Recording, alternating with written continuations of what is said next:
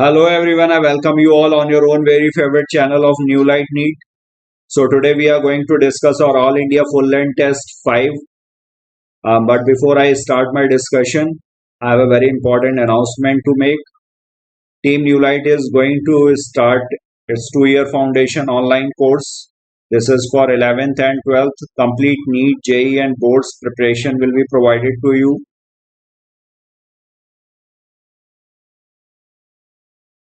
And this course is going to commence from 4th of May. Complete coverage of NEET, JEE and board syllabus through live classes. Study mode will be live online. Test भी होंगे आपके regular fortnightly. Class frequency 4 days a week. Class duration will be 1 hour 30 minutes. PCMB, physics, chemistry, math and bio. And we will be providing you study notes for revision for all the topics, daily practice problem sheet for thorough revision. जो भी आपने पढ़ा है उसकी practice sheet, questions आपको provide किए जाएंगे. Free test series का कोई आपसे चार्ज नहीं लिया जाएगा. थ्रू आउट द ईयर ये चलती है test series. Regular doubt clearing sessions और 24/7 doubt clearing sessions will be held. Regular PTM, parents teacher meeting is held regularly, ताकि आपको अपने बच्चे के परफॉर्मेंस के बारे में पता चलता रहे. Advantages of enrolling 24/7 doubt clearing session, highly experienced and qualified faculty, comprehensive study material, e-library भी provide करते हैं, live classes and recorded lectures. जिनकी live classes due to some reason miss हो गई हैं तो वो recorded lectures भी हम लोग provide करेंगे. Regular test series and paper discussion. जिस तरह से ये पेपर डिस्कस हो रहा है उसी तरीके से उसके भी सारे पेपर्स आपके डिस्कस किए जाएंगे जो भी टेस्ट होते हैं. और इसकी फीस स्ट्रक्चर जो है 1 ईयर फाउंडेशन कोर्स की नॉमिनल फीस रखी गई है 20,000 एंड 2 ईयर फाउंडेशन कोर्स का और भी कम है 37,000. अगर आप दोनों साल के लिए एक साथ एनरोल होते हैं तो you will have to pay only 37,000. And how to register, you need to download our New Light Institute app. This is available on Google Play या वीडियो के डिस्क्रिप्शन में इसका लिंक भी दिया हुआ है, वहां से भी आप इस ऐप को डाउनलोड कर सकते हैं. या फिर हमारी वेबसाइट को आप विजिट करिए www.lightinstitute.com. Still, if you are having any queries, you can call us on 9151550550. So this is all important information I had for you. Now we are going to start our discussion. Full length test 5. So this is your question number 91. In this question 91, among the given statement below, find out the correct statement. Correct statement के बारे में पूछा गया है. Unicellular organisms also grow by cell division. ये correct है. All the living organisms are self-conscious. गलत हो गया. सारे लिविंग ऑर्गेनिज्म सेल्फ कॉन्शियस नहीं है. Only human beings are self conscious.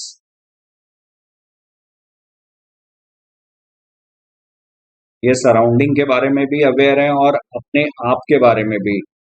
All the living organism are self conscious, ये गलत है. Self consciousness is defining property of some living organism.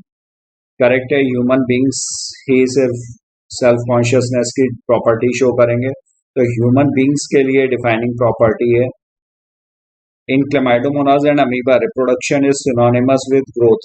तो Chlamydomonas and amoeba these are unicellular organism and unicellular organism make growth and reproduction is mutually inclusive event. Growth and reproduction is mutually inclusive event.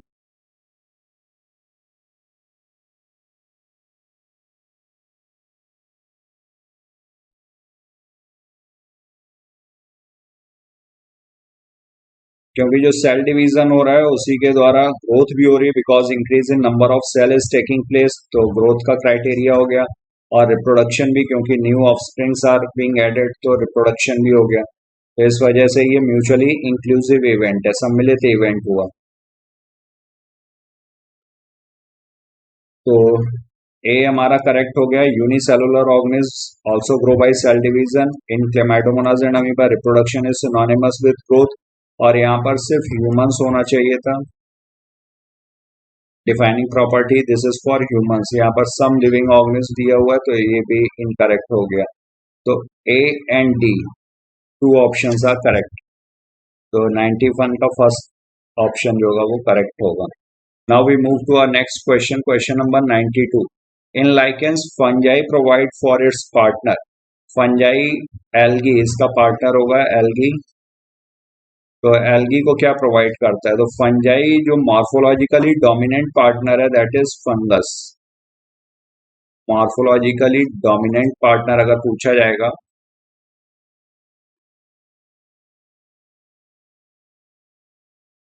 Morphologically dominant का मतलब हुआ 95% of the body, जो lichen की body है वो 95% जो fungus की बनी होती है, फंगल पार्टनर इसमें डोमिनेंट होता है। एल्गी इसमें ट्रैप्ड होगा, उसको शेल्टर प्रोवाइड करेगा, वाटर प्रोवाइड करेगा and mineral nutrients will be provided by the fungus.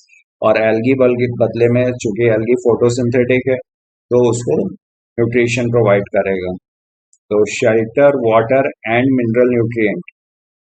और जो फंगल पार्टनर होगा उसको हम लोग माइक्रोबायोन्ट बोलेंगे, और जो एल्गल पार्टनर है उसको फाइकोबायोन्ट। और माइक्रोबायोन्ट मोस्टली जो होते हैं ये एस्कोमाइसिटीज क्लास को बिलोंग करता है। जो फंगल पार्टनर है लाइकेन में mostly belongs to ascomycetes.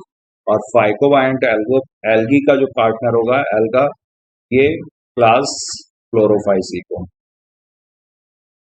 Mostly they belong to Chlorophyceae, जो मेंबर्स होंगे वो क्लोरोफाइसी के होते हैं। तो 92 का करेक्ट आंसर हो गया हमारा third. Now we move to our next question, 93rd. The spores of slime molds are dispersed by, तो air current, water currents, birds, both 1 and 3। तो यहाँ पर एयर करंट होगा, 93rd इज फर्स्ट। तो ये अंडर फेवरेबल कंडीशन जो slime moulds हैं ये प्लाज्मोडियम फॉर्म करते हैं, एग्रीगेशन होता है, प्लाज्मोडियम फॉर्म करेंगे। और प्लाज्मोडियम जो होगा ये under unfavourable condition, under unfavourable condition slime moulds में फ्रूटिंग बॉडीज होंगी और जो स्पोर्स बियर करेंगी, और ये स्पोर्स का डिस्पर्सल जो होगा वो एयर करंट के द्वारा होगा। तो 93 का करेक्ट आंसर हमारा होगा फर्स्ट। और स्पोर्स में ही सेल वॉल प्रेजेंट होती है। तो प्लांट लाइक अगर फीचर पूछा जाएगा तो प्लांट लाइक फीचर होगा स्पोर का। रिप्रोडक्टिव फेज में प्लांट लाइक फीचर दिखाई पड़ता है, वैसे वेजिटेटिव फेज जो होगा इसमें सेल वॉल एब्सेंट होती है। तो वेजिटेटिव फेज जो होगा ये एनिमल लाइक फीचर्स शो करता है, अमीबा के जैसा होगा वेजिटेटिव, ये animal like.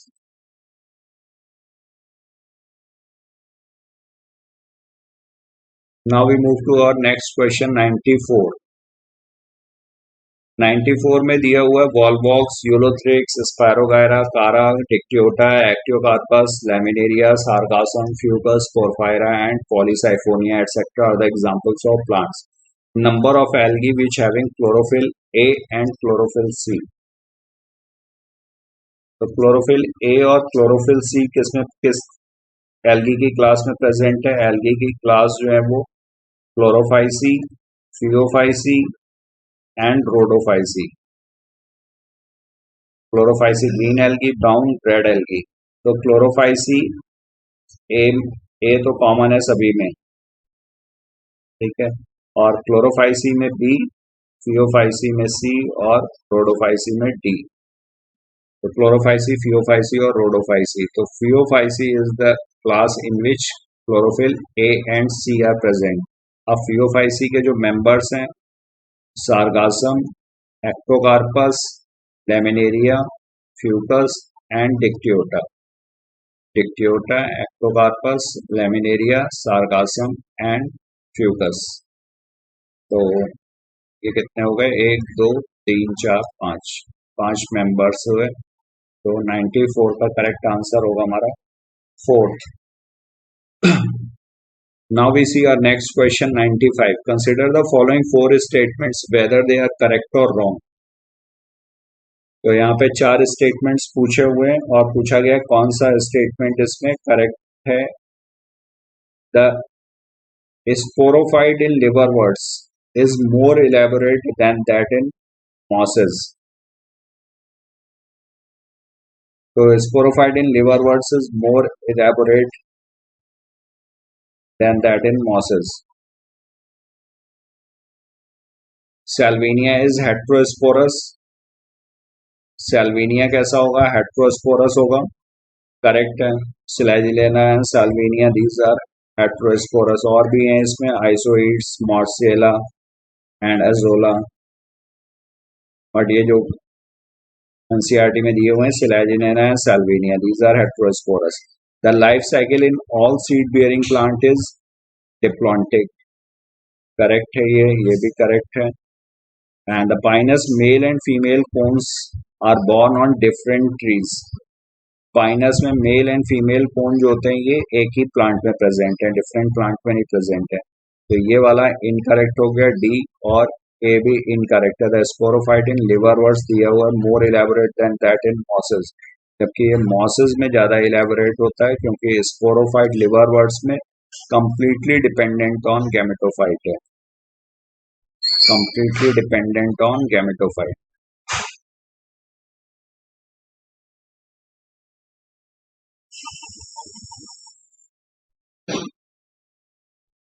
completely dependent on gametophyte।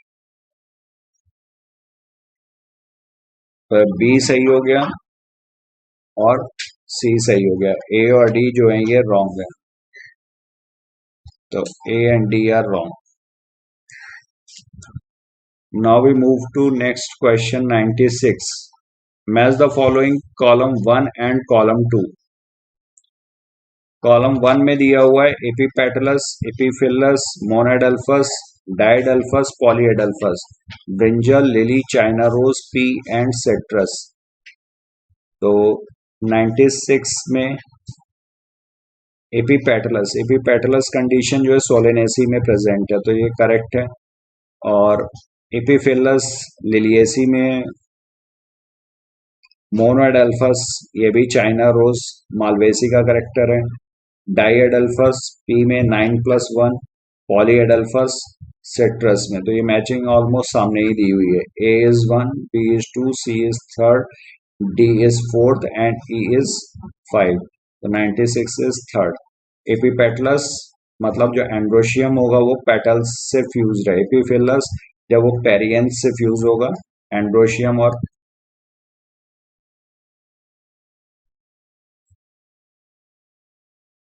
Androecium fuse with petals.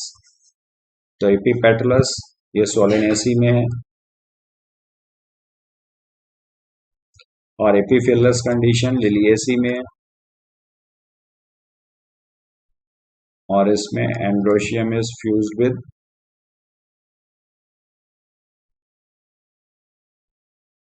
Perianth.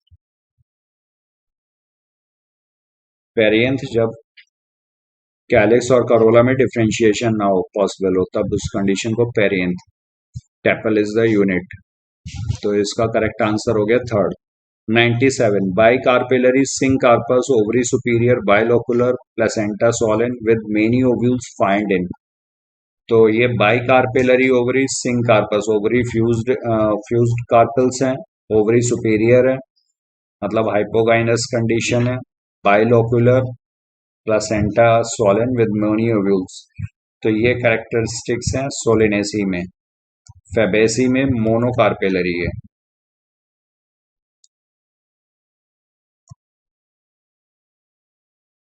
और लिलिएसी में ट्राइकार्पेलरी। तो ये सब यहाँ पर नहीं होंगे। और सोलेनेसी में सीड कैसा होगा? ये सीड होगा इसका endosperms, endospermic seed.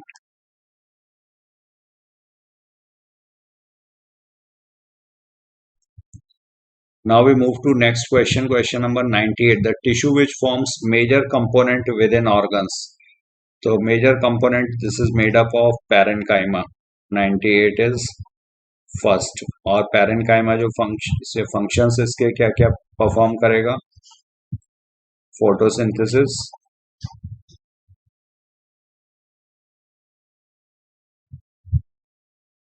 storage and secretion.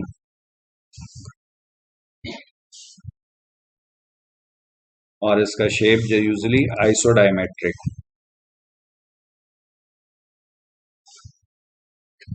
Iso means same. 99. Radial conduction of water takes place through. The radial conduction of water, this will take place through ray parenchyma. 99 is second. Now we move to question number 100. Regarding to cell membrane, find out the odd one. तो cell membrane के बारे में fluid mosaic model is widely accepted model. Correct है. Quasi fluid मतलब semi fluid nature of lipids enables the lateral movement of lipids. Proteins, ये भी correct है.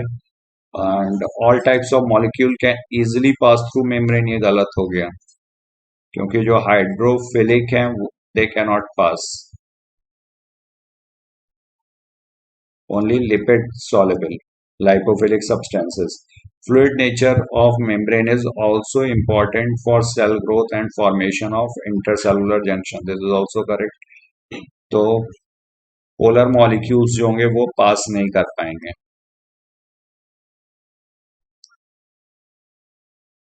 तो इसलिए यहाँ पर थर्ड वाला जो होगा ये ऑड हो गया, ये इनकरेक्ट हो गया.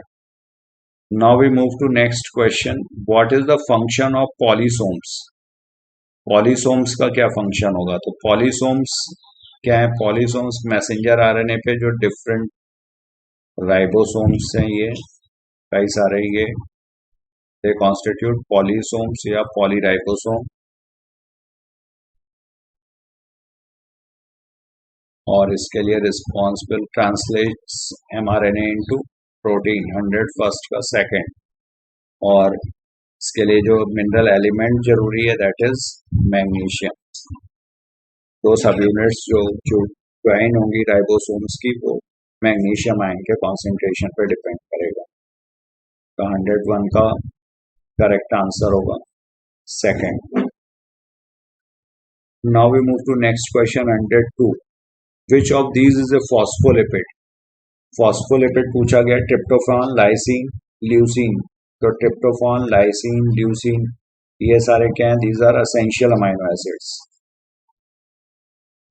Essential and non essential amino acids दो ग्रुप में डिवाइड किया गया. एसेंशियल अमाइनो एसिड्स और दोज अमाइनो एसिड्स जो डाइट में जो हमें डाइट से मिलते हैं, जो हमारी बॉडी नहीं सिंथेसाइज कर सकती है, तो वो एसेंशियल अमाइनो एसिड्स हो गए.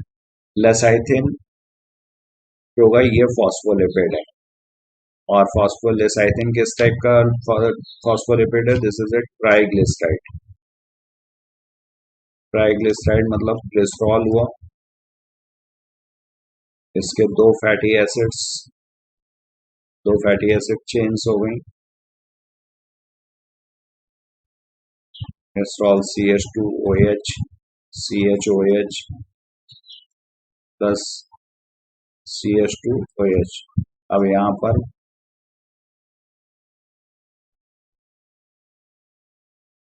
प्लस तीसरे वाले में फॉस्फेट प्लस कोलिन. तो यहाँ पर फैटी एसिड के साथ यहाँ पर फॉस्फेट ग्रुप आकर के जुड़ेगा और प्लस इससे आकर के जुड़ेगा कोलिन. तो ये जो स्ट्रक्चर है ये बनाएगा पोलर हेड और ये वाला जो होगा ये टेल. तो जब हम लोग लिपिड का स्ट्रक्चर देखते हैं इसमें ये पोर्शन जो है ये इसका बना होता है ग्लिसरॉल, फॉस्फेट और कोलिन प्लस जो टेल होती है वो सर ये तुम्हारी सैचुरेटेड हाइड्रोकार्बन्स की वो टेल बनाएगी जो एम्बेडेड होगी बीच में और polar head towards aqueous side. तो लेसाइथिन क्या हुआ? This is a phospholipid. तो 102 का करेक्ट आंसर हो गया आपका third.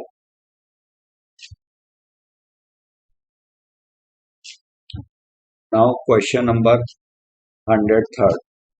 Enzyme catalyzing hydrolysis of ester, ether, peptide, glycosidic, CC halide bonds.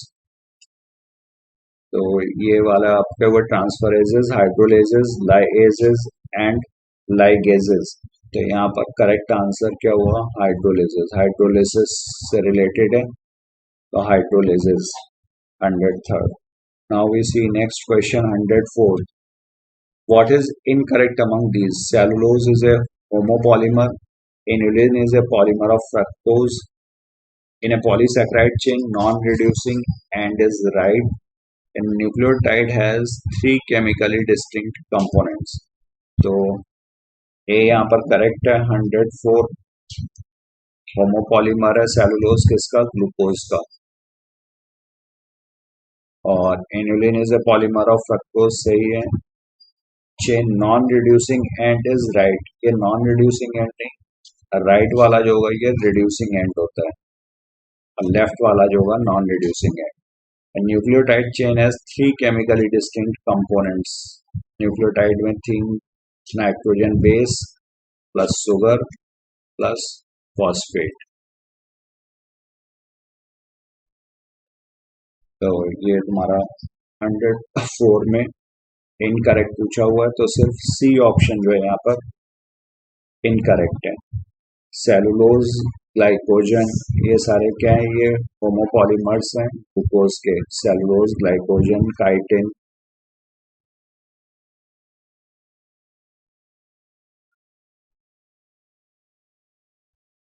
Cellulose, glycogen, chitin भी होमोपॉलीमर है.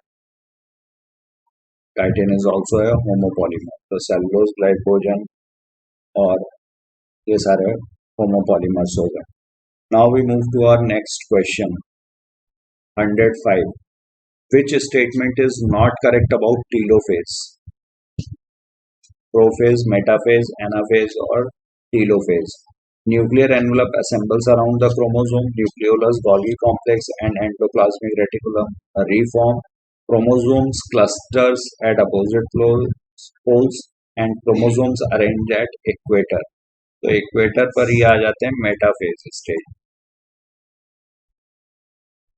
और बाकी जो स्टेटमेंट्स ऑप्शंस दिए हुए, nuclear envelope assembles around the chromosome, nucleolus, Golgi complex and endoplasmic reticulum reform, chromosomes clusters at opposite poles, ये सारे ही सही हैं. टीलोफेज में ये सारा होगा. तो A, B and C are correct. 105 is third. Now question number 106. Match the following columns. यहाँ पे column 1 और column 2 को मैच करना है. G1. This is gap first. Diplotene. Diplotene का is metaformation syncytium. Liquid endosperm crossing over. This is recombinase and G0 quiescent stage. तो G1 क्या है? Gap first हो गया. Diplotene. This is chiasmata formation takes place. Syncytium, liquid endosperm, free nuclear endosperm crossing over, recombination nodule, recombinase enzyme present, G0 quiescent stage. So G0 quiescent stage, yes, cell cycle will be suspended in this stage temporarily or permanently. Temporarily suspended or permanently suspended. तो temporarily suspended जैसे liver cells और permanently suspended जैसे heart muscles. यहाँ पर ये permanently suspended होंगे.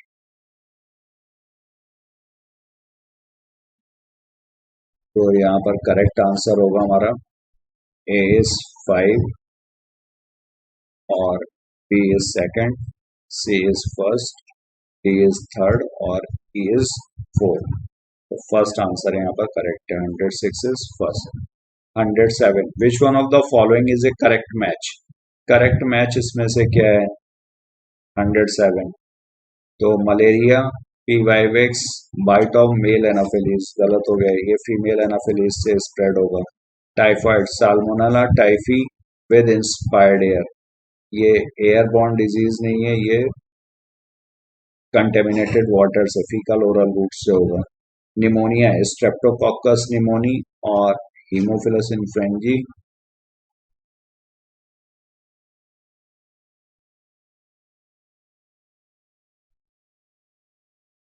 और droplet infection correct है। एलिफेंटियासिस ब्यूचरेरिया बैंक्रॉफ्टी एंड ब्यूचरेरिया मेलेई, ये दोनों ही पॉजिटिव हैं विद इन्फेक्टेड वाटर, और ये इन्फेक्टेड वाटर से नहीं स्प्रेड होगा, ये फीमेल क्यूलेक्स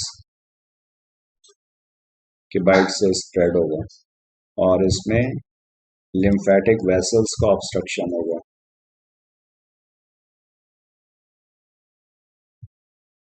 जिस भी ऑर्गन की लिम्फेटिक वेसल्स ऑब्स्ट्रक्ट हो जाएंगी वहां पे स्वेलिंग हो जाएगी। लोअर लिम्स में भी हो सकता है, अपर लिम्स में भी हो सकता है, जेनाइटल्स की स्वेलिंग हो सकती है। तो ये सारे ऑप्शंस यहाँ पे इनकरेक्ट हो गए और थर्ड हमारा करेक्ट हो गया। 107 is third. Now we move to next question 108। A rejection of a transplanted organ is due to the mainly activity of, तो इसमें दो तरह की इम्यूनिटी होती है, humoral immunity and cellular immunity body में। तो cellular immunity this is responsible for graft rejection and cancer cells. Cancer cells के अगेंस्ट भी कौन सी इम्यूनिटी वर्क करती है? Cellular immunity.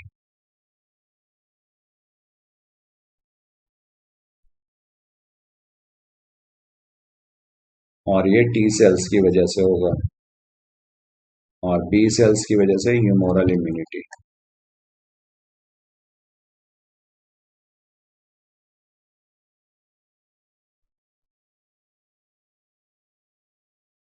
और टी सेल्स की वजह से सेलुलर इम्यूनिटी। तो 108 का करेक्ट आंसर हो गया हमारा fourth. Now we move to next question 190। Smoking increases carbon monoxide content in blood and reduces the concentration of, तो 109 जो होगा इसका करेक्ट आंसर होगा haem bound oxygen.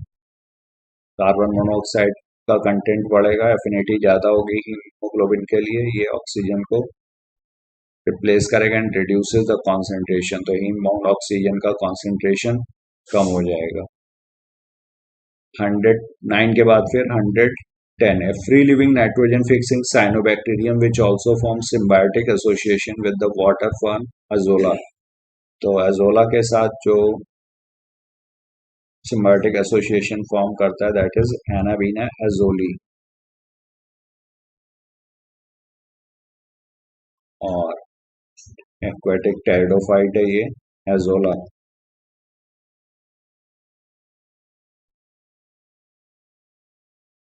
Present in paddy fields, और ये ऑर्गेनिक मैटर भी प्रोवाइड करेगा। Nitrogen fixation तो करेगा ही, but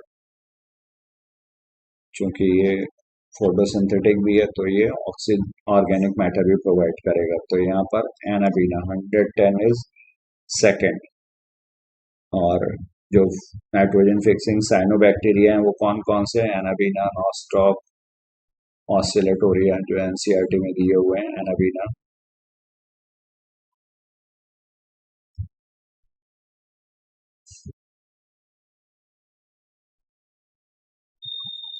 Oscillatoria. Question number 111. Dairy farm deals with, or true for this is, or management of animals for milk and its products for human consumption, deal with process and improve quality of milk, milk yield depend upon quality of breeds, all of the, तो यहाँ पर ये सारे ही जो है ये related हैं dairy farm से related.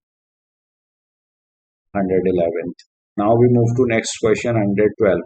Which of the following is not freshwater fish? इनमें से कौन सी फ्रेश वाटर फिश नहीं है? Catla, rohu, common carp, these are all fresh water.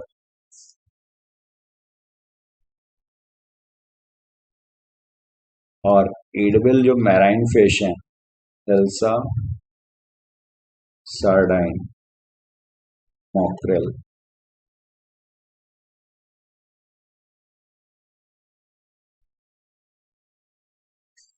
and pomfrets. So these are marine fishes,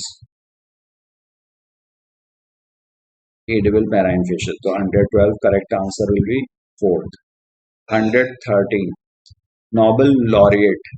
Laureate का मतलब जिन्होंने पुरस्कार जीता है, पुरस्कार विजेता. तो नोबेल पुरस्कार विजेता इनमें से कौन से हैं, उसके बारे में पूछा गया. Chandrashekhar, P Maheshwari, Norman E Borlaug and R D Mishra, Ramdev Mishra. तो ये नॉर्मन ई बोरलॉग मैक्सिको में जो wheat and maize improvement centre है वहां पर उन्होंने वर्क किया था. सेमीड ऑफ व्हीट वैरायटी.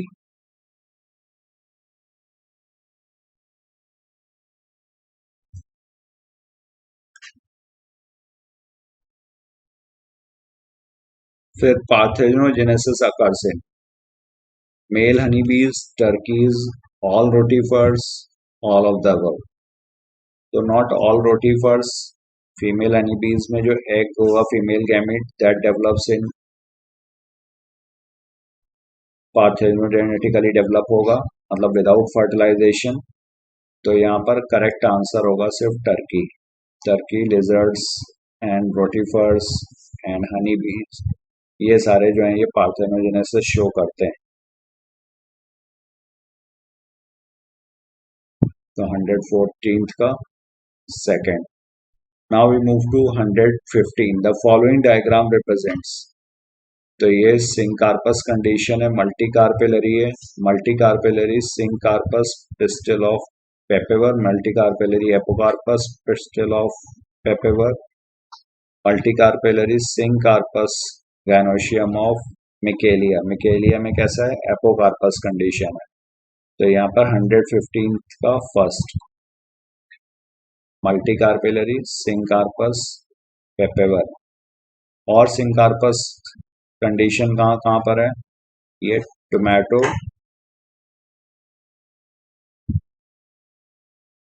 मस्टर्ड,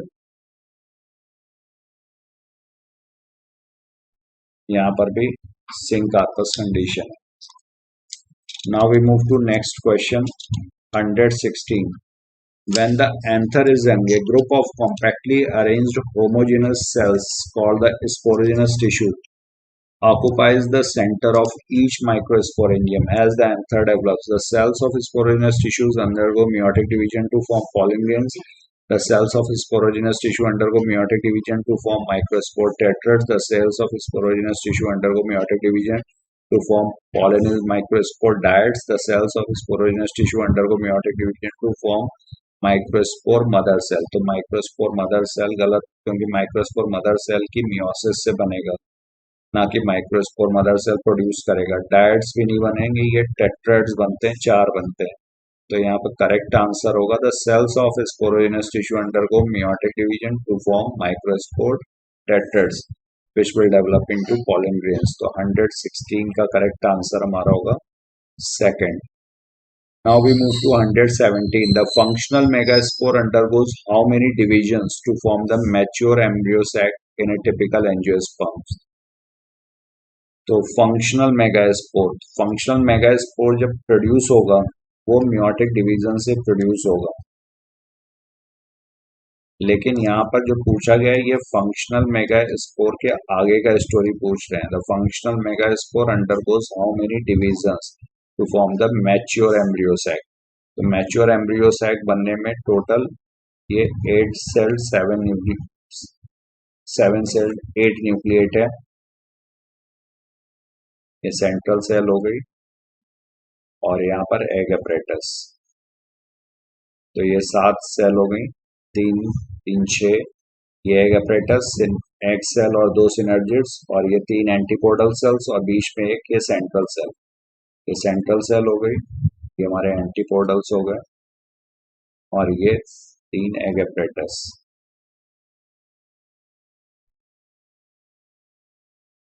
तो यहाँ पर टोटल तीन माइटोटिक डिविजन्स और मियोटिक डिवीजन तब हम इंक्लूड करते हैं जब मदर सेल से इंक्लूड स्टार्ट किया होता, बट यहाँ पे फंक्शनल मेगास्पोर से पूछा गया है, तो फंक्शनल मेगास्पोर से सिर्फ तीन माइटोटिक डिवीजन, तो 117 का करेक्ट आंसर होगा 3 माइटोटिक डिवीजन। अदरवाइज अगर मदर सेल से पूछते तो 1 meiotic division and 3 mitotic division, क्योंकि जब एक माइटोटिक डिवीजन होगा तो एक से दो सेल बनेगी, जब दूसरा माइटोटिक डिवीजन होगा तो 2 से 4 हो जाएंगे, तीसरा जब होगा तो तीसरे के बाद total 8 cells will be created,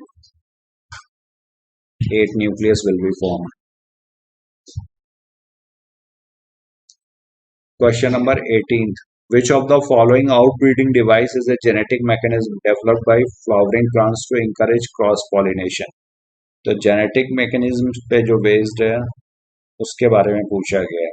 वैसे तो ये सारे ही जो होंगे वो क्रॉस पॉलिनेशन के लिए ही है, बट यहाँ पर जेनेटिक मैकेनिज्म बेस्ड, तो सेल्फ इनकम्पेटिबिलिटी जो होगी ये जेनेटिक मैकेनिज्म है। 119. The phenomena of fusion of 3 haploid nuclei in angiosperms is termed as. तो एंजियोस्पर्म्स में डबल फर्टिलाइजेशन होता है, डबल फर्टिलाइजेशन में सिंगेमी और ट्रिपल फ्यूजन, और ट्रिपल फ्यूजन में क्या होगा, ट्रिपल फ्यूजन में एक मेल गैमीट जो कि हैप्लॉइड है और सेंट्रल सेल,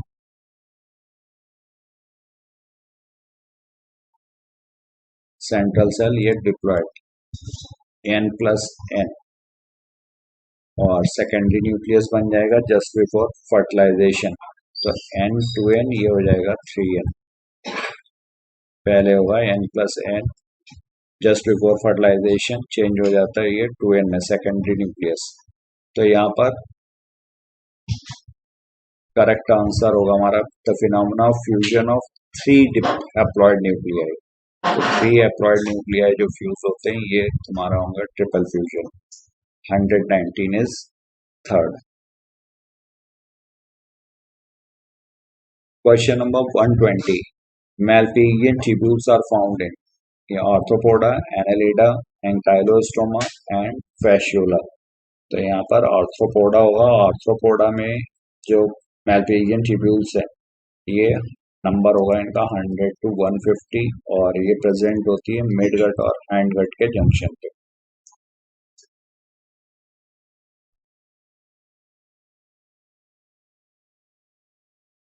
एनिलिडा में नेफ्रीडिया, प्लेटियनमिंथीज में फ्लेम सेल्स।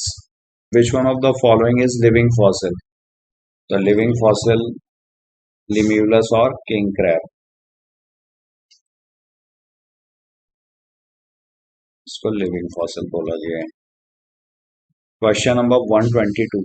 इन कॉकरोच हेपेटिक सीकी सिक्रीट, तो हेपेटिक सीकी ये डाइजेस्टिव जूसेस सिक्रीट करेंगे, ये फोरगट और मिडगट के जंक्शन पे होंगे, और नंबर होगा 6 to 8, तो 122 डाइजेस्टिव जूसेस ये सिक्रीट करेंगे, डाइजेशन में हेल्प करेंगे, इसीलिए इनको हेपेटिक सीकी और गैस्ट्रिक सीकी भी बोलते हैं, this is also known as gastric सीकी।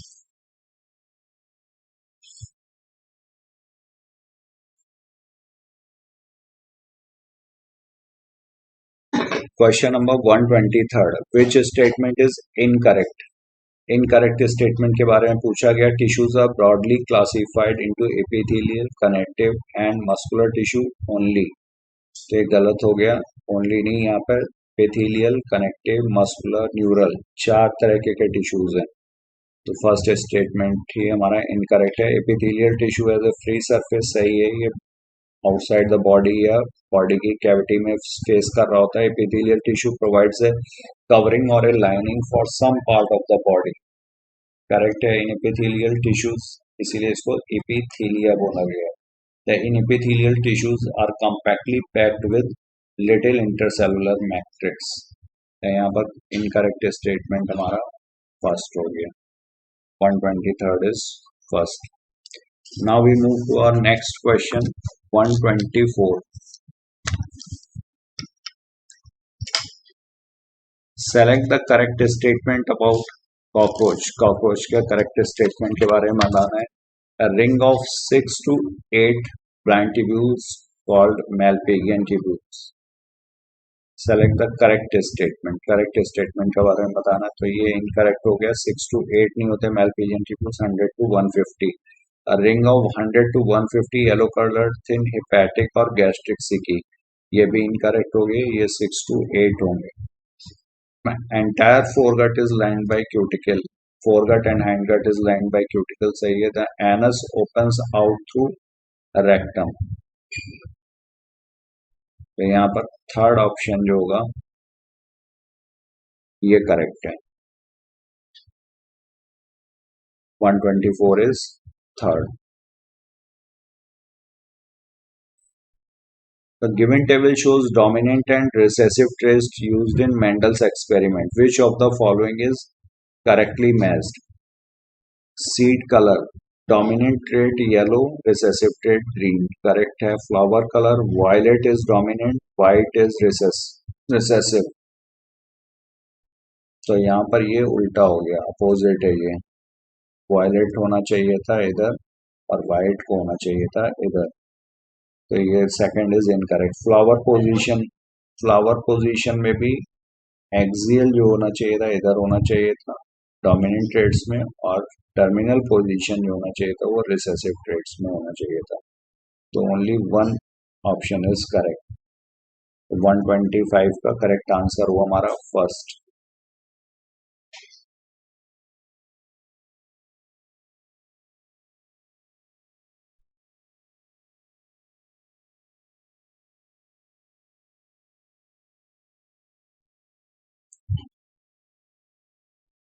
Now 126. Due to the cross TT, capital T, capital R, small r, crossed with small t, small r, the resultant progeny show what percentage of tall red flowered plants? Tall and red flowered plants पूछा हुआ है. तो यहाँ पर जो gametes बनेंगे capital T, capital R, small r, इसमें capital T, capital R और कैपिटल T, स्मॉल r. तो capital T, capital R, capital T, small r, इसको क्रॉस कराएंगे हम लोग. यहाँ पर एक ही टाइप का गैमेट बनेगा, स्मॉल t, स्मॉल r. तो पहला होगा capital T, small t, capital R, small r. दूसरा होगा हमारा capital T, small t, capital R, small r. ये वाला होगा capital T, small r, small r. ये वाला भी होगा capital T, small r, small r. तो टॉल तो चारों होंगे, बट दो रेड होंगे और दो वाइट होंगे. और यहाँ पर क्या पूछा हुआ था? टॉल रेड फ्लावर्ड प्लांट्स पूछा हुआ है. तो tall red flowers plants are 50%. चार में से दो है तो 50%. 126 is first. Now we move to next.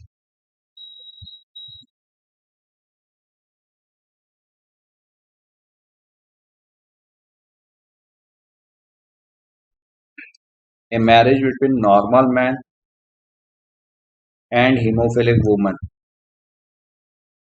will produce offspring. Normal man कैसा हुआ? XY, क्योंकि हीमोफीलिया कैसा है? X link recessive. And haemophilic woman recessive condition है, तो इसका मतलब इसके दोनों ही X क्रोमोसोम पर ये जीन होना चाहिए. Will produce offsprings.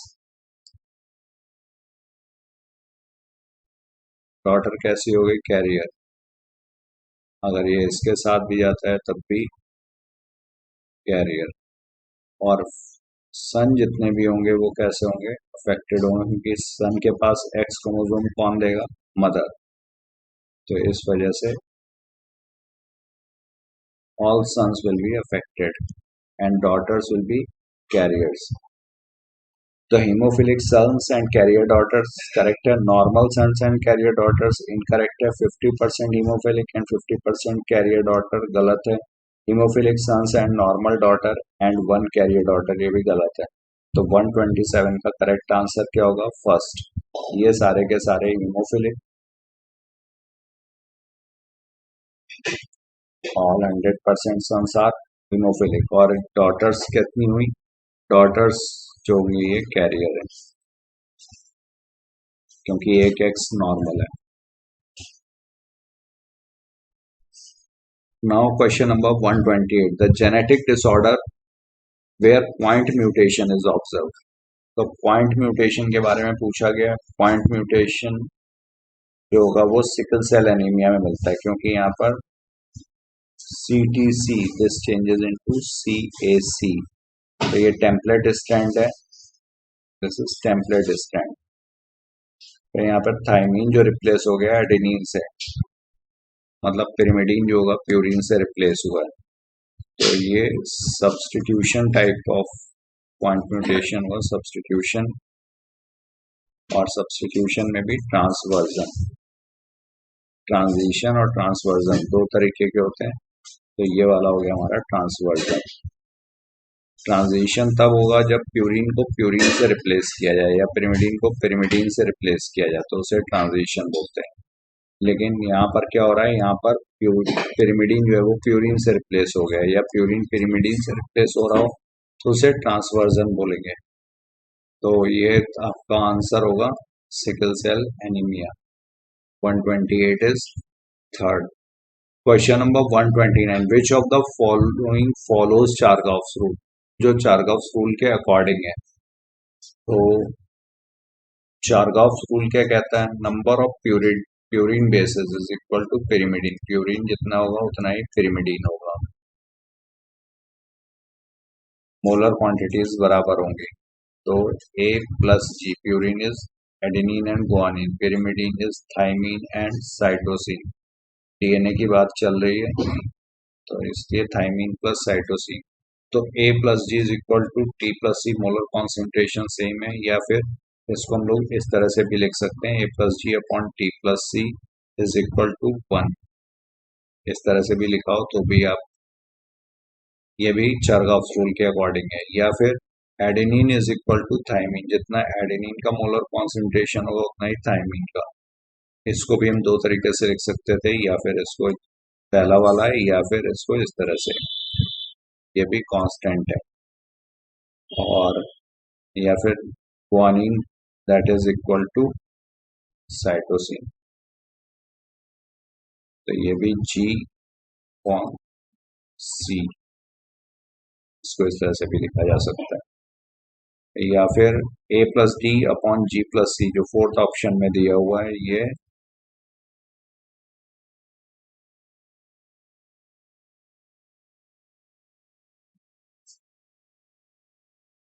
ये कांस्टेंट होगा स्पीसीज के लिए।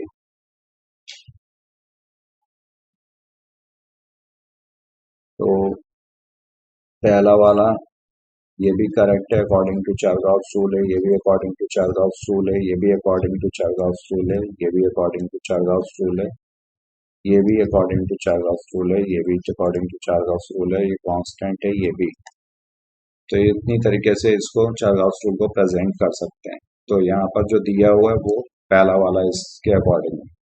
तो A plus G is equal to T plus C, मतलब number of purine bases is equal to number of pyrimidine bases, molar concentration is equal. The 129 is first. Now we move to our next question, 130. Which of the following statement is true regarding histones? Histones के बारे में क्या सही है? तो histones are the basic proteins जिसके around DNA rap, DNA की packing जब की जाएगी तो हिस्टोन्स को यूज करते हैं।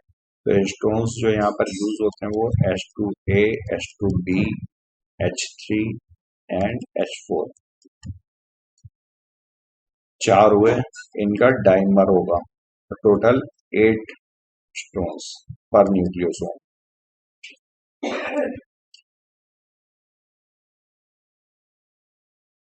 हिस्टोन्स प्लस DNA, इसको बोलेंगे न्यूक्लियोसोम। तो histones are basic proteins. DNA deoxyribo nucleic acid है, तो एसिड है तो ये किससे बेसिक प्रोटीन्स होने चाहिए थे।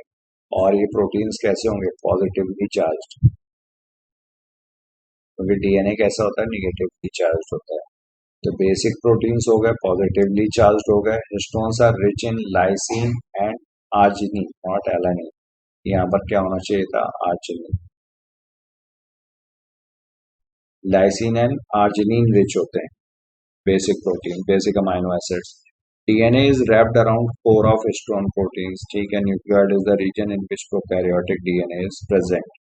तो A, C and D correct है। डी वाला जो है ये करेक्ट हो गया क्योंकि एलानिन दिया हुआ है। यहाँ पे आर्जिनिन होना चाहिए था। तो A, C and D. 130 is third. Now we move to our next question. 131.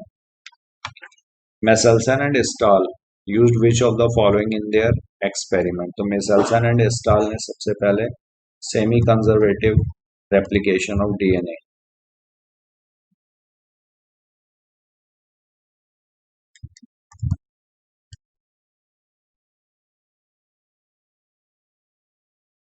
इसको प्रूव किया था। और इनके अकॉर्डिंग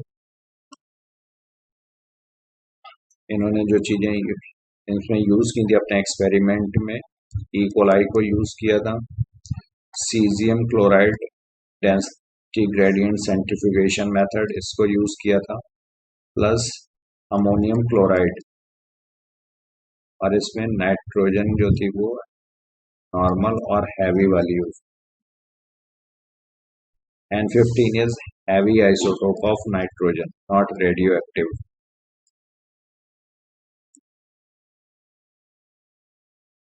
ये नाइट्रोजन का हैवी आइसोटोप होगा बट रेडियो एक्टिव नहीं। तो caesium chloride density gradient centrifugation, bacteriophage infection, radio active ammonium chloride. तो यहाँ पर ये करेक्ट है। बैक्टीरियोफेज इन्फेक्शन नहीं, इकोलाई यूज किया गया था, रेडियो एक्टिव अमोनियम क्लोराइड नहीं, यहाँ पे हैवी आइसोटोप ऑफ नाइट्रोजन वाला यूज किया गया था। तो use which of the following? Only A. 131 is fourth. Now question number 132. In the given diagram, A, B, C, D, E, F represent which poles of DNA? तो DNA polymerase हमें पता है 5 prime 3 prime direction में ही polymerisation करता है। तो ये यहाँ पर क्या होगा, ये होगा 3 प्राइम, ये वाला क्या होगा 5 प्राइम, ये क्या होगा ये 5 प्राइम टू 3 प्राइम, ये लीडिंग स्टैंड होगा, कॉन्टिन्यूसली सिंथेसाइज होगा, ये रेप्लिकेशन फॉर्क दिया हुआ है, लीडिंग स्टैंड। और ये वाला चूंकि पोलैरिटी क्या होती है, एंटी पैरेलल पोलैरिटी होती है, तो ये वाला सी सी क्या प्राइम क्या हो गया 3 प्राइम हो गया, डी क्या हो गया ये वाला 5 प्राइम एंड हो गया। और ये वाले जो न्यूली सिंथेसाइज्ड स्ट्रैंड्स इधर वाले हैं ये ओकाज़ाकी फ्रैगमेंट्स कहलाते हैं।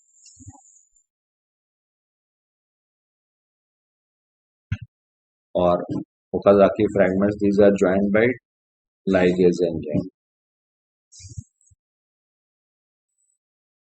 तो यहाँ पर करेक्ट आंसर हमारा क्या होगा 3 prime 5 prime, A B C D जो होगा वो 3 प्राइम 5 प्राइम, और एफ जो होगा वो 5 प्राइम 3 प्राइम। तो थर्ड होना चाहिए 3 prime 5 prime, 3 prime 5 prime, 5 prime 3 prime. 132 is third.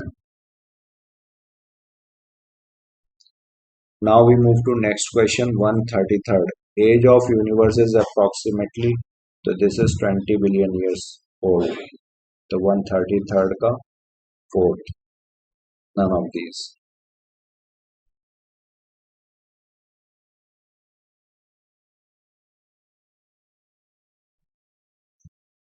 134th. Which of the following is an example of homologous organs? Homologous organs जिनकी origin same हो। Homologous tells us about common ancestry.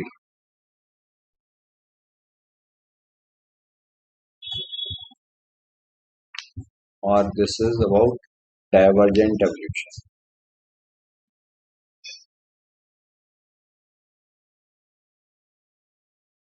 Divergent evolution.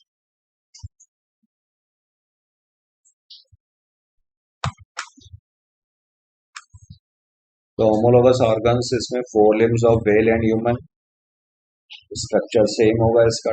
Tendrils of cucurbits and thorns of bougainvillea, ये stem के modifications हैं। Flippers of penguin and dolphins, anatomy different. Potato and sweet potato, stem का modification, root का modification. Hearts of vertebrates, तो ई,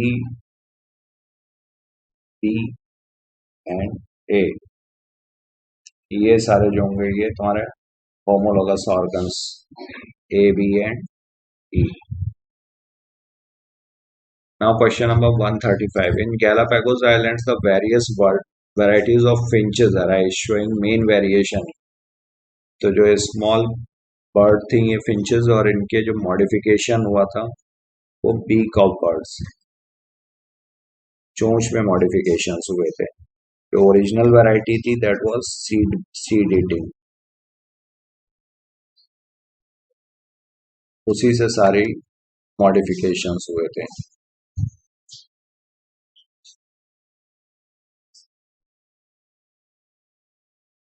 135 is third.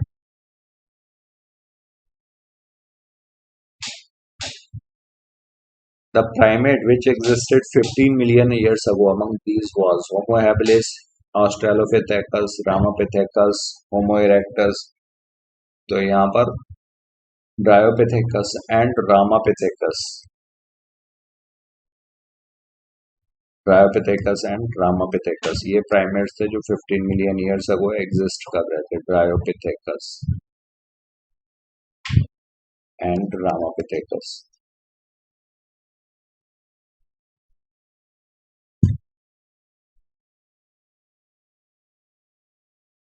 तो इसमें से Ramapithecus। 136 is third. Now question number 137. A person is eating boiled potato. Which food component is found in it? तो boiled potato मतलब इसमें starch होगा, cooked starch, but ऑप्शन में दिया हुआ starch which does not get digested, जबकि यहाँ पर डाइजेशन होता है। टाइलिन प्रेजेंट होगा, सलाइवरी अमाइलेज, सबसे पहले तो यहीं पे डाइजेशन होगा, तो इसलिए थर्ड ऑप्शन इनकरेक्ट हो गया। लैक्टोज विच इज इनडाइजेस्टिबल गलत है। सेलुलोज विच इज डाइजेस्टिबल गलत है। DNA which gets digested by pancreatic DNase, ये ठीक है। Now we move to 138. Jaundice is a disorder of excretory system, skin and eyes, digestive system and circulatory system. तो ये disorder है digestive system का, associated with liver. Jaundice जो होता है ये येलोइश डिस्कलरेशन ऑफ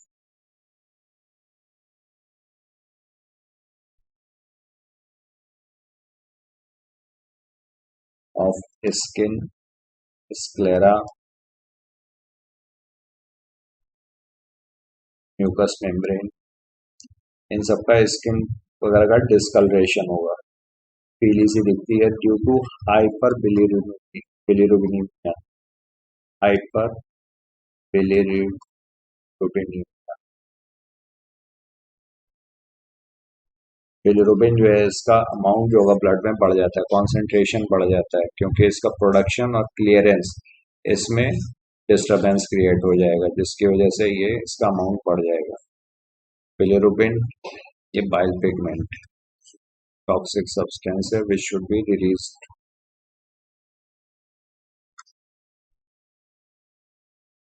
और जॉइंट, बिलिरुबिन कहाँ से? बिलिरुबिन आता है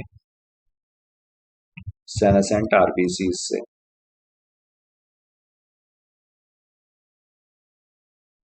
इससे हीमोग्लोबिन रिलीज होगा,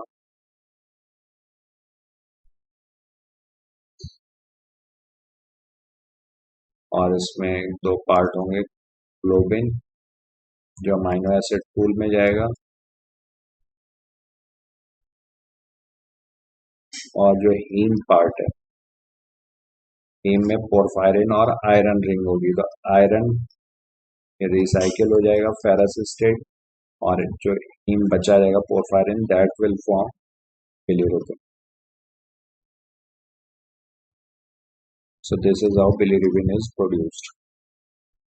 तो इतना याद रखना है आप लोगों को कि बिलीरुबिन जो है ये आरबीसी या हीमोग्लोबिन से प्रोड्यूस होगा. Intercostal muscles occurs in. Intercostal muscles ये दो तरह के हैं, एक्सटर्नल इंटरकॉस्टल और internal intercostal.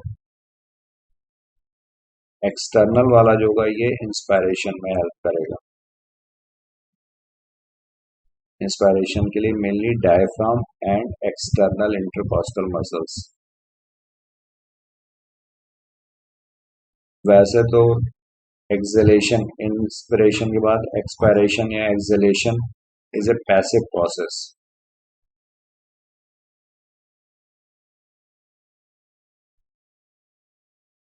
Is a passive process मतलब कोई कॉन्ट्रैक्शन नहीं होगा. बट अगर ये एक्टिव प्रोसेस है तब इसमें internal intercostal muscles,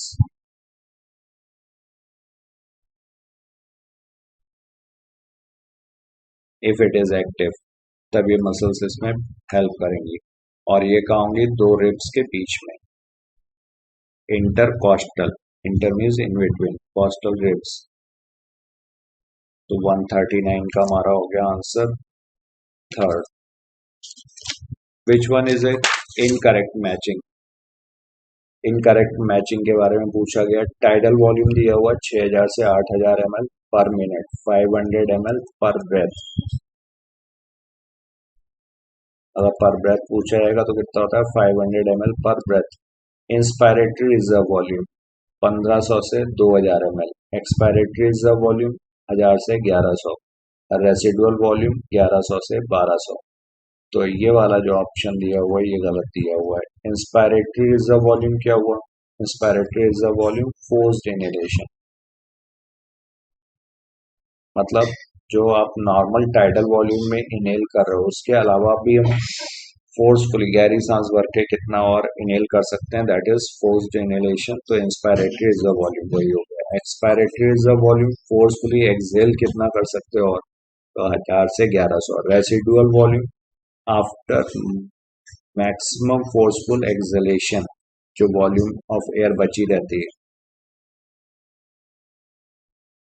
after most forceful exhalation, पूरी ताकत लगाने के बाद भी एयर जो ट्रैप्ड रह जाती है लंग्स में, उसे बोलते हैं रेसिडुअल वॉल्यूम. और ये कितना है? 1100 से 1200 ml. और इसके इंस्पायरेटरी रिजर्व वॉल्यूम की करेक्ट वैल्यू जो है ये 2500 2500 ml से 3000 ml. तो यहाँ पर इनकरेक्ट मैचिंग पूछी गई तो 140 का करेक्ट आंसर हो जाएगा हमारा second. Question number 141. Mark among the following a cell which does not exhibit phagocytic activity. तो मोनोसाइट्स, मैक्रोफेजेस, न्यूट्रोफिल्स, ये सारे जो है ये फैगोसिटिक एक्टिविटी शो करते हैं. Basophils they do not show phagocytic activity. Basophils क्या है? ये बेसोफिल्स सिक्रीट करते हैं हेपेरिस्टिमिन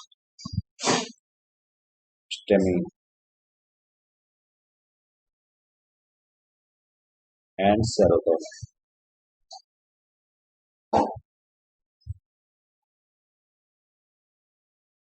तो ये फंक्शन हो गया बेसोफिल्स के. Question number 142. One of the common symptoms observed in people infected with dengue fever is. तो डेंगू फीवर में क्या होता है? प्लेटलेट काउंट्स जो होते हैं वो काफी कम हो जाएंगे. इसी को बोलते हैं थ्रोम्बोसाइटोपेनिया. थ्रोम्बोसाइट्स मतलब platelets, thrombocytopenia.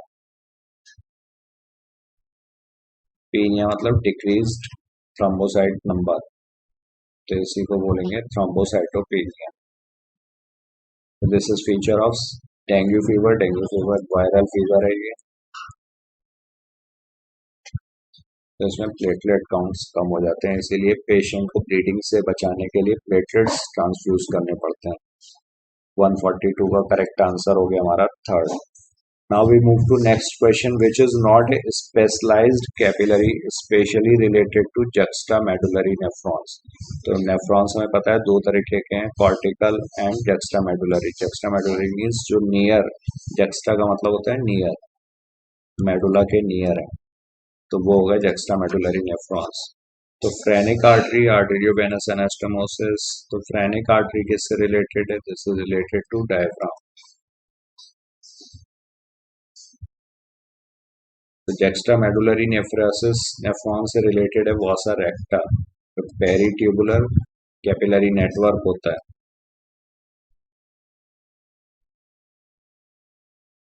Peritubular capillary network, इसकी जो थिन यू शेप्ड वेसल होगी उसे बोलते हैं वासा रेक्टा। तो ये रिलेटेड है juxtamedullary नेफ्रॉन से। तो ये तो रिलेटेड है, यहाँ पे नॉट पूछा गया है, तो यहाँ पर करेक्ट आंसर हमारा थर्ड नहीं, यहाँ पर करेक्ट आंसर होगा हमारा फोर्थ। थर्ड तो ये करेक्ट है, नॉट पूछा है, नॉट होगा हमारा fourth, both A and B. 143 is fourth. Question number 144.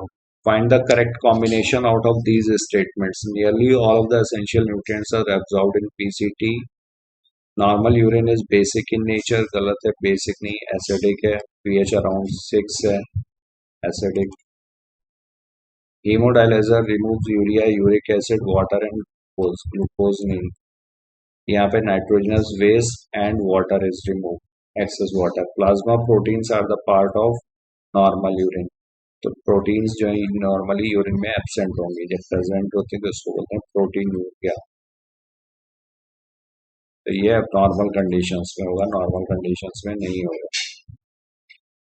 तो यहाँ पर only first option is correct, 144 का fourth. Question number 145. Name the thin fibrous proteinaceous membrane which is responsible for the position of thick filament in the middle. Thin fibrous proteinaceous membrane पूछा गया है for positioning the thick filament, तो ये इस तरह से होता है M zone,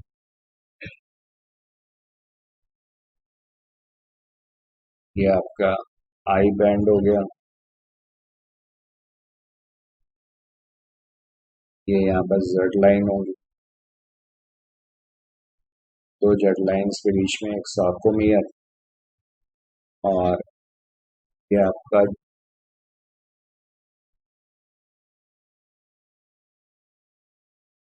ये ए बैंड और ये एच जोन।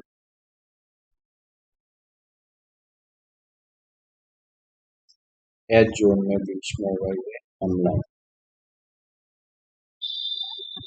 मायोसिन फिलामेंट्स को होल्ड करेगा।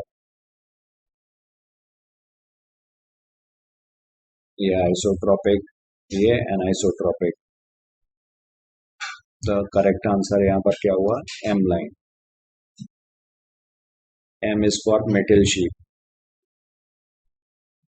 Middle. 146. Which one of the following is the correct description of a certain part of a normal human skeleton? Normal human skeleton के लिए correct description. Fibrous joint present between bones, parietal bones and temporal bones, तो ये school की bone है, यहाँ पे fibrous joint present है, immovable joint है, ये करेक्ट है। करेक्ट डिस्क्रिप्शन पूछा हुआ। First vertebra is axis, first vertebra axis नहीं एटलस होती है,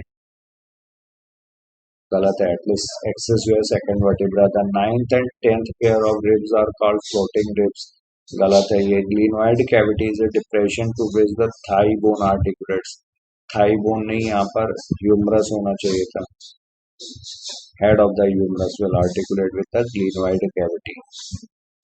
तो करेक्ट आंसर है यहाँ पर 146 का फर्स्ट होगा।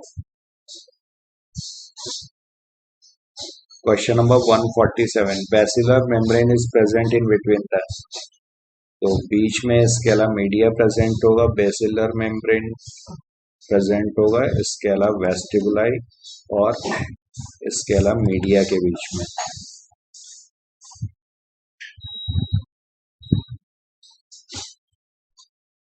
बेसिलर मेम्ब्रेन, स्केला वेस्टिबुलाई और नीचे होगा स्केला टिम्पेनाई।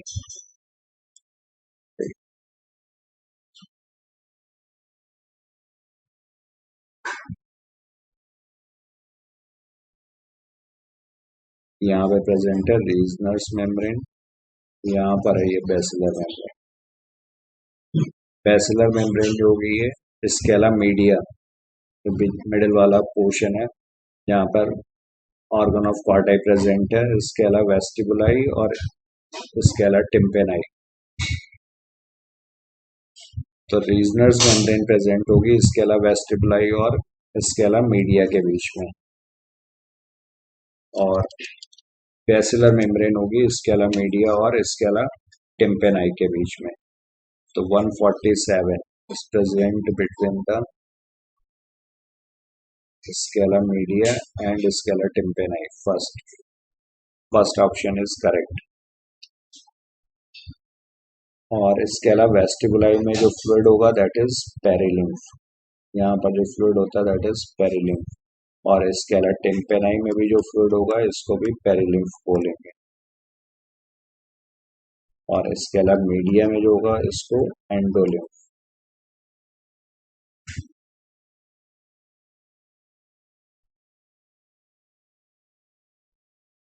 और ऑर्गन ऑफ क्वार्टाई के ऊपर स्केला मीडिया में टेक्टोरियल मेम्ब्रेन होगा। तो फर्स्ट आंसर यहाँ पे करेक्ट हो गया। फिर macula present in saccule and utricle both, दोनों में मैक्यूला प्रेजेंट है, और यहाँ पर कैल्शियम कार्बोनेट के क्रिस्टल्स प्रेजेंट होंगे।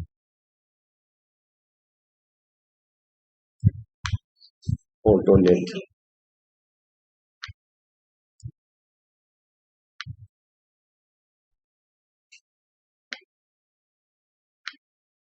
एम्पुला में crista ampullaris. 149 match list 1 with list 2 and select the correct option. तो 149 में ग्लूकागॉन, ये हाइपरग्लाइसेमिक हार्मोन है, ये इंक्रीज करेगा ब्लड ग्लूकोज लेवल को। एंड हाइपर पैराथायराइडिज्म, ये डिमिनरलाइजेशन करेगा। हाइपर कैल्सियमिक हार्मोन बोन्स का डिमिनरलाइजेशन होगा। Oxytocin, this is related with childbirth. Hypothyroidism, this is myxoedema का काज क्या है? Hypothyroidism. Aldosterone is for salt and water balance, salt and water retaining hormone.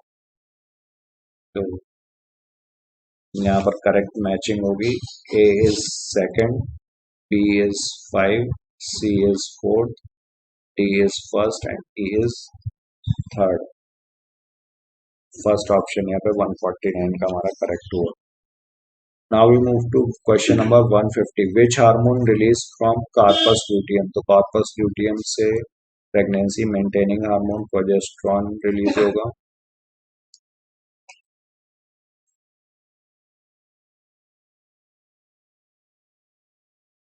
और इसके अलावा oestrogen भी।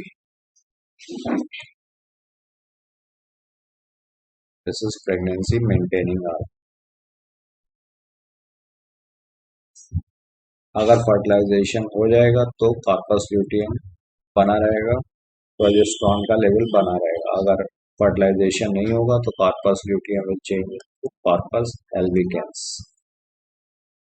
और प्रोजेस्टेरॉन और एस्ट्रोजन का लेवल कम हो जाएगा, which will lead to menses.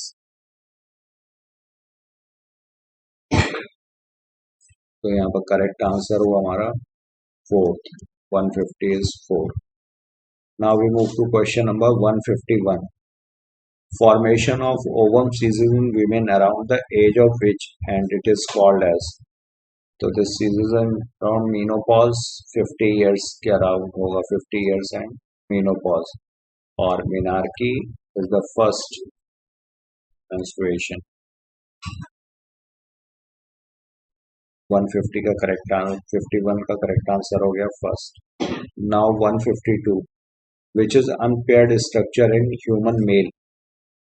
Human male में seminal vesicle, prostate gland या accessory glands दी हुई है, vas deferens, vasa efferentia, ये accessory ducts है. तो seminal vesicle ये paired structure है, unpaired structure पूछा गया है, और vas deferens ये भी paired है, accessory ducts होती हैं. वासा इफ्रेंशिया रेटिटेस्टिस के बाद वासा इफ्रेंशिया ये भी पेयर्ड होंगी, दोनों तरफ होंगी. प्रोस्टेट ग्लैंड ये अनपेयर्ड है. Seminal vesicle it constitutes major portion of semen. Seminal fluid का जो मेजर पार्ट होगा वो सेमिनल वेसिकल से कॉन्स्टिट्यूट होता है. और सेमिनल वेसिकल जो होगा ये फ्रक्टोज, और फ्रक्टोज जो है सिर्फ सीमेन में प्रेजेंट होता है, इसीलिए इसको रेप टेस्ट में यूज किया जाता है. Multiload 375 contains. Multiload 375 this is copper releasing, copper T, copper 7, Multiload 375 ये सारे कॉपर रिलीजिंग है आईयूडीज. और कॉपर का काम क्या होगा? Copper will suppress sperm motility, sperm की मोटिलिटी को कम कर देगा, जिसकी वजह से फर्टिलाइजेशन नहीं होगा. तो 153 का सेकंड आंसर करेक्ट है. Now we move to next question 154. In India medical termination of pregnancy act was passed in. ये 1971 में पास किया गया था with strict conditions to check female foeticide, which STI is almost incurable till now.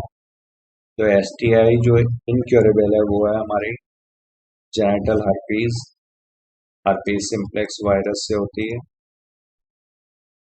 और hepatitis B और AIDS HIV. तो ये सारे ही वायरल डिजीजेज हैं और ये इनक्योरेबल है. ऑल वायरल डिजीजेज हैं ये which are incurable. Question number 156. Diffusion rate is affected by concentration gradient पे डिपेंड करेगा, टेम्परेचर पे, प्रेशर पे. इम्परमिबिलिटी नहीं, परमिबिलिटी ऑफ द मेम्ब्रेन होना चाहिए था.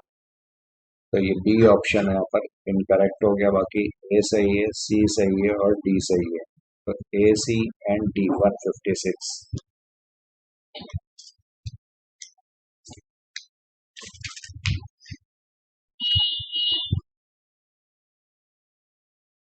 Question number 157. Select the correct statement regarding diffusion. Movement by diffusion is passive over short distance. तो diffusion passive process है, ATP की एनर्जी नहीं जरूरत होती और ये short distance movement के लिए है. एनर्जी एक्सपेंडिचर टेक्स प्लेस, ये गलत हो गया. ATP यहाँ पर कहीं भी खर्च नहीं होती, एनर्जी नहीं खर्च होगी कहीं भी, पैसिव प्रोसेस है. Molecules moves in a random fashion, ये भी करेक्ट है. It is slow process and move from higher concentration to lower concentration according to the concentration gradient होगा. So 1, 3 and 4 are correct. First option 157 is first. Now 158. How many ATP and NADH2 will form respectively from 1 mole of 3-phosphoglyceric acid during complete glycolysis?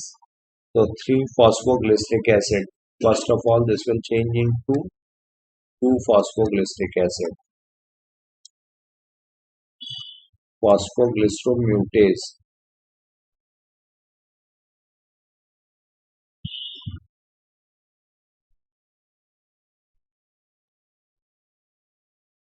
Enzyme के presence में होगा क्योंकि यहाँ पे सिर्फ position change हो रही है फॉस्फेट की. 3 कार्बन से दूसरे कार्बन पे आ गया, तो 3-phosphoglyceric acid से 2-phosphoglyceric acid. फिर इसके बाद 2-phosphoglyceric acid इनोलेज एंजाइम के प्रेजेंस में 2-phosphoenol pyruvic acid. Two phosphoenol pyruvic acid, ये डिहाइड्रेशन वाला स्टेप है इनोलेज एंजाइम, और two phosphoenol pyruvic acid will change into pyruvic acid pyruvate kinase enzyme के प्रेजेंस में, और जो कि सेकेंड पोजीशन पे जो फॉस्फेट था वो एडीपी एक्सेप्ट करेगी और चेंज हो जाएगी एटीपी में। क्योंकि यहाँ पर सिर्फ एक ही मॉलिक्यूल ले रहे हैं हम 3-फॉस्फोग्लिसरिक एसिड का, only one molecule of ATP, क्योंकि वहां पे दो मॉलिक्यूल्स होते हैं तो इसलिए वन। और जो NAD2H का फॉर्मेशन होता है वो होता है हमारा इससे ऊपर वाले स्टेप्स में, तो यहाँ पर NADH2 नहीं बनेगी, सिर्फ एक एटीपी का फायदा होगा अगर हम एक मॉलिक्यूल 3-फॉस्फोग्लिसरिक एसिड की ग्लाइकोलिसिस करवा रहे हैं तो यहाँ पर करेक्ट आंसर होगा 158 is second. Now we move to next question 159। Potassium plays an important role in opening and closing of stomata, correct है ये। Influx and efflux is responsible for stomatal movement. Manganese is activator for PEPcase, गलत है ये magnesium ion है। Calcium needed during the formation of mitotic spindle, सही है। Zinc is activator of alcoholic dehydrogenase, तो यहाँ पर ये वाला जो ऑप्शन हुआ ये गलत हो गया। ये फोटोलिसिस ऑफ वाटर में मैग्नीज जरूरत पड़ेगा। मैग्नीशियम जो होगा ये रोबेस्को के लिए भी एक्टिवेटर है और पेप्केज के लिए भी।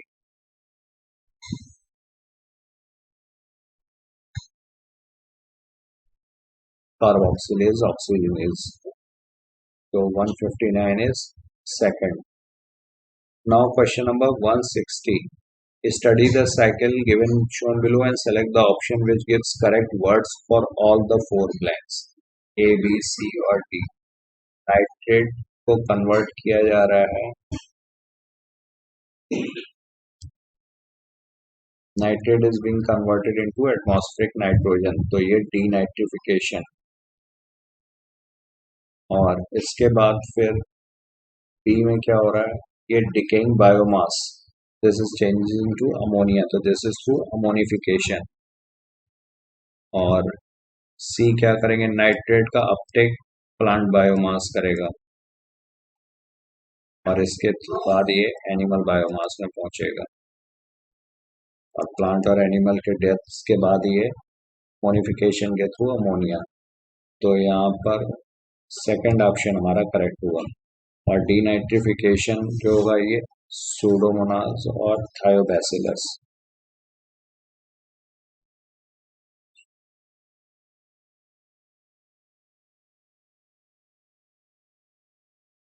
सूडोमोनास एंड थायोबैसिलस, ये दो जो होंगे ये डीनाइट्रिफिकेशन के लिए रिस्पॉन्सिबल बैक्टीरिया है, तो इसका करेक्ट आंसर हो गया हमारा second. Question number 161। Match the following columns, column 1 and column 2। Emerson effect, this is related with increase in photosynthesis.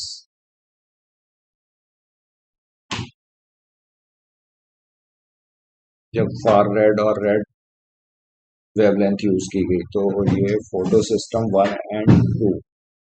Hill reaction, this is photolysis water. Calvin cycle, Calvin cycle is C3 cycle. Hatch cycle, this is C4 cycle. तो 161 का correct answer क्या होगा, ए का fourth हुआ और B का second, C is third and D is first, तो 161 is fourth. Now we move to next question, question number 162. Which of the following statements given below are correct? The C4 plants respond to higher temperatures while C3 plants have a much lower temperature optimum. Given below are correct. Correct option यहाँ पर पूछा गया। Tropical plants have a higher temperature optimum than the plants adapted to temperate climates. Some C3 plants are allowed to grow in carbon dioxide enriched atmosphere that leads to higher yield. Water stress causes the stomata to remain open, hence enhancing the carbon dioxide availability. तो water stress की condition में stomata जो होगा ये open नहीं रहेगा. This will not remain open. Water stress will cause closure,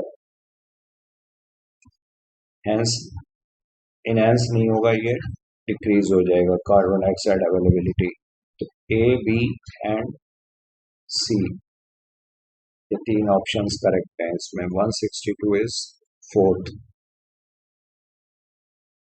question number 163. Volume of carbon dioxide evolve, volume of oxygen consume. इसको बोलते हैं रेस्पिरेटरी कोशेंट. रेस्पिरेटरी कोशेंट इसकी वैल्यू 1 भी होगी, जैसे कार्बोहाइड्रेट में मोर देन 1 भी हो सकती है. Respiratory quotient more than 1. या ऑर्गेनिक एसिड्स में, प्रोटीन और फैट्स में लेस देन 1.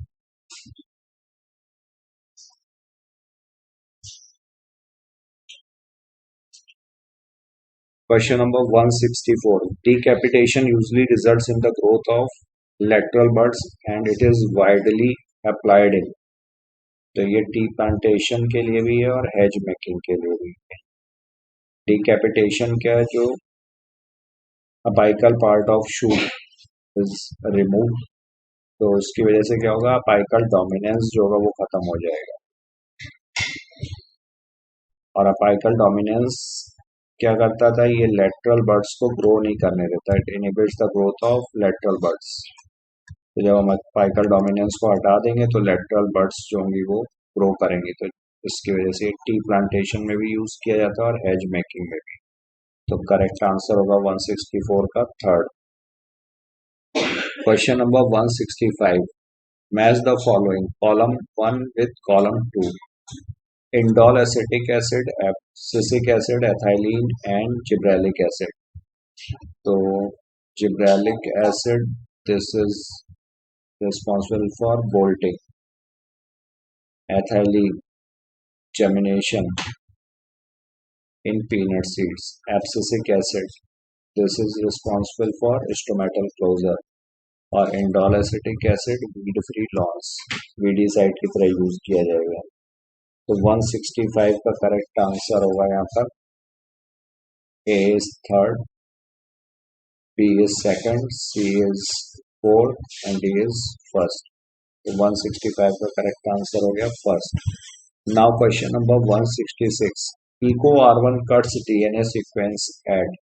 तो ये G और A के बीच में कट करेगा, बट ये पैलेंड्रोमिक सीक्वेंस जो होगा वहां पर ही कट करेगा. GAATTC 5 prime 3 prime.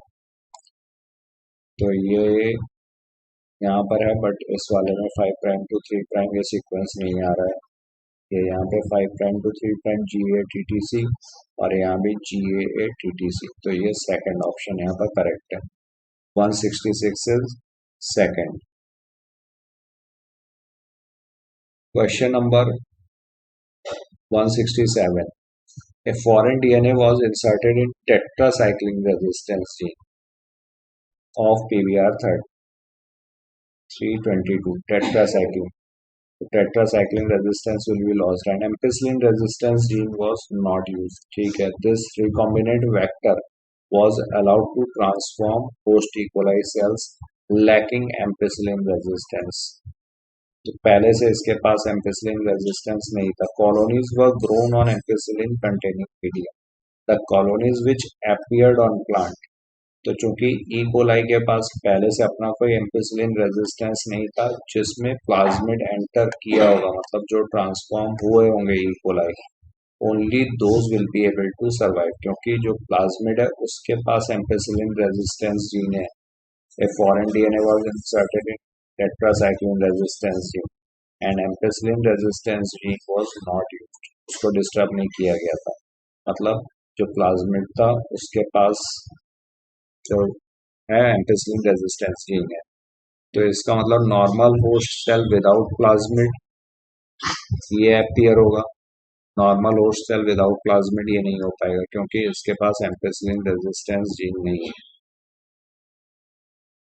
Host cells with plasmid ये सही है. क्योंकि प्लाज्मिड के पास एम्पिसिलिन रेजिस्टेंस जीन था, यहाँ पर इसको डिस्टर्ब नहीं किया गया था। Both normal and transform will appear, गलत है। No colony will appear in plate, ये भी गलत है। तो सेकंड ऑप्शन यहाँ पर करेक्ट होगा, 167 इज सेकंड। तो only transformed cells will appear. Question number 168. If the plasmid in the bacteria does not have an insert, then the presence of chromogenic substrate gives. तो क्रोमोजेनिक सबस्ट्रेट है, तो ये product में change होगा। Product में कब change होता है? एंजाइम के प्रेजेंस में। और एंजाइम कब बनेगा? जब जो जीन है उसमें इंसर्शनल इनएक्टिवेशन ना हुआ हो। तो यहाँ पर कह रहे हैं if the plasmid in the bacteria does not have an insert, तो मतलब इंसर्ट नहीं था, मतलब इंसर्शनल इनएक्टिवेशन नहीं हुआ जीन का। तो जब जीन का इंसर्शनल इनएक्टिवेशन नहीं हुआ तो ये एंजाइम बनाएगी, और एंजाइम जब बनेगा तो ये क्रोमोजेनिक सबस्ट्रेट को प्रोडक्ट में चेंज करेगा। और क्रोमोजेनिक सबस्ट्रेट है तो प्रोडक्ट कैसा होगा? ब्लू कलर का होता है। तो blue coloured colonies are form. 168 is second. अगर यहीं पर डज नॉट हैव की जगह डज हैव एन इंसर्ट अगर इंसर्शन हो जाता तो इस जीन का इंसर्शनल इनएक्टिवेशन हो जाएगा। इंसर्शनल इनएक्टिवेशन होने की वजह से एंजाइम प्रोड्यूस नहीं होगा। जब एंजाइम प्रोड्यूस नहीं होगा तो substrate will not change into product, और प्रोडक्ट में नहीं चेंज होगा तो ये व्हाइट कलर की कॉलोनी देगा।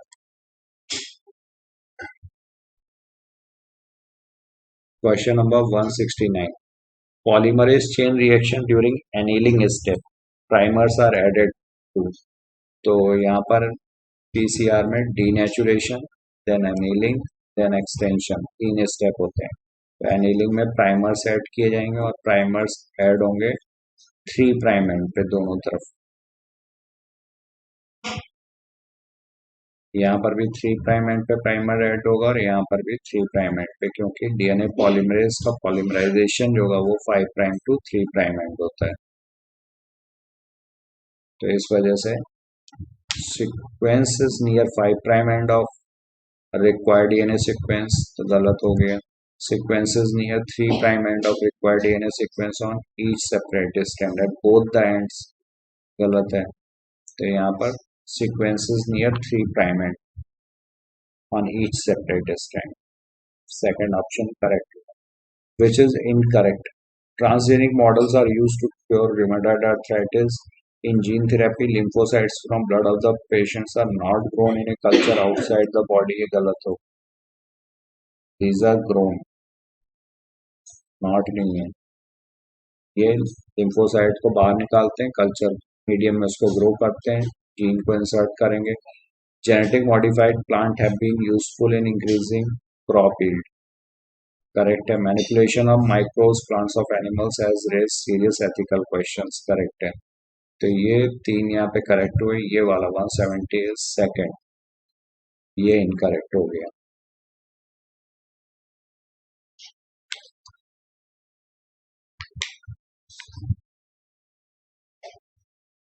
Question number 171.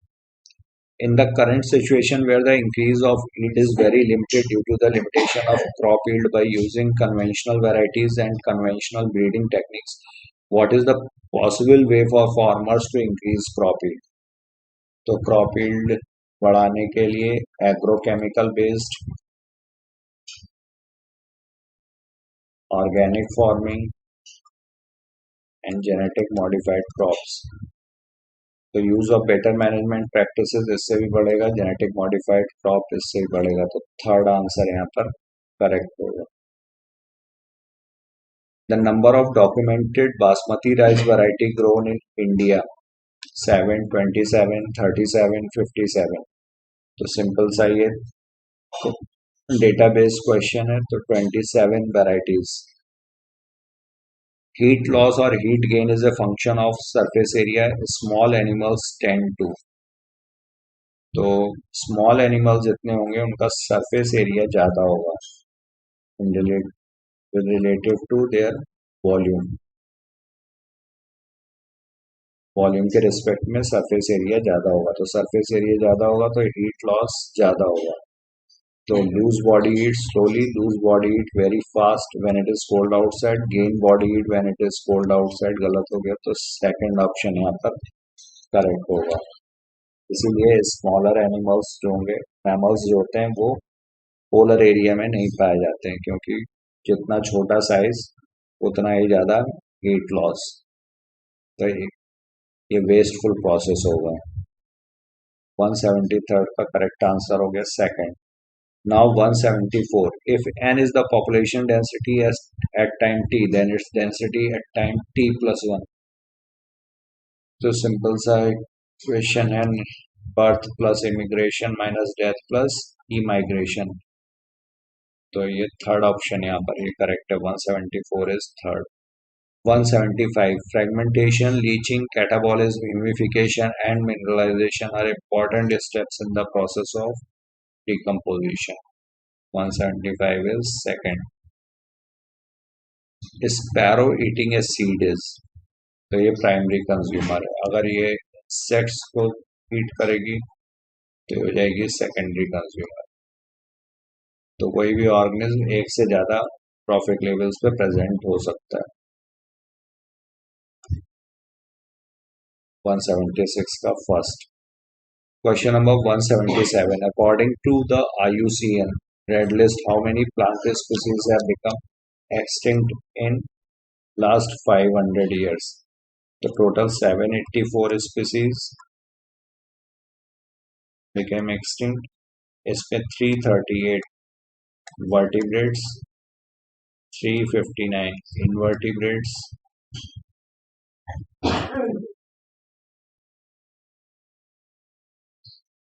और 87 plants. तो correct answer 177 is fourth. Question number 178. What do we mean by bioprospecting? Exploring molecular, genetic and species level diversity for product of ecological importance. ये गलत है। इकोलॉजिकल नहीं, economic importance. Exploring molecular, genetic and species level diversity, जो विविधता है उसको explore करके products obtain करना किसके लिए? इकोनॉमिक इम्पोर्टेंस के लिए। तो ये करेक्ट है। Exploring species level diversity for the products of ecological importance, सिर्फ स्पीसीज लेवल नहीं है और इकोलॉजिकल भी नहीं है। Exploring genetic level diversity for products of cottage industrial importance, ये भी गलत हो गया। तो 178 is second. What statement is correct regarding storage of nuclear waste material? Nuclear waste material ये shielded containers में nuclear waste to be buried in rocks half kilometer deep below earth surface. हालांकि इसको भी अब अपोज किया जा रहा है। तो 179 का करेक्ट आंसर जो होगा वो थर्ड है। और क्वेश्चन नंबर 180.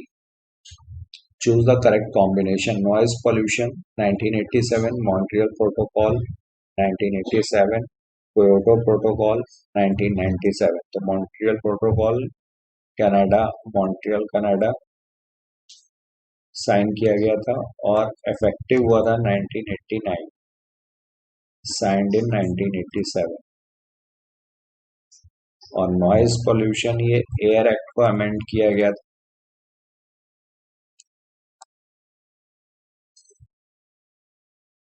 1987 में, और नॉइज पोल्यूशन को इसमें ऐड किया गया था क्योटो प्रोटोकॉल 1997। तो ये all of these are correct. 180 is fourth. So thank you all of you, thank you for being with me. अपना ख्याल रखिए, पढ़ाई करते रहिए। Thank you, have a great day.